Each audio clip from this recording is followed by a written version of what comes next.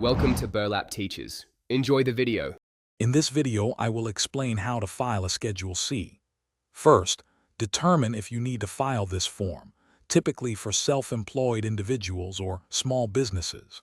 Next, gather all your financial records, including income statements and expense receipts.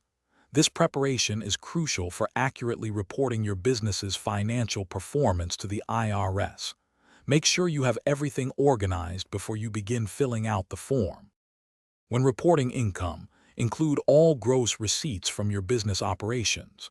Then, meticulously list all your deductible business expenses, such as office supplies, vehicle mileage, and advertising costs. These deductions are vital for reducing your taxable income. Remember to categorize everything correctly and maintain detailed records for every transaction, as this will simplify the filing process significantly. After tallying your income and expenses, calculate your net profit or loss.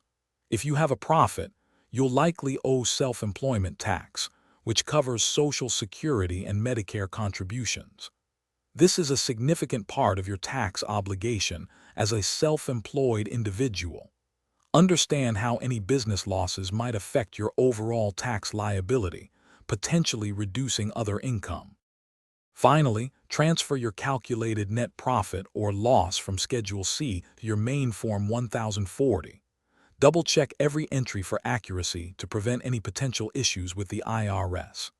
Accuracy is key to a smooth tax filing experience.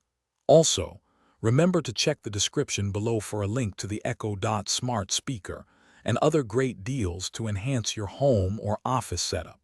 Filing correctly ensures peace of mind.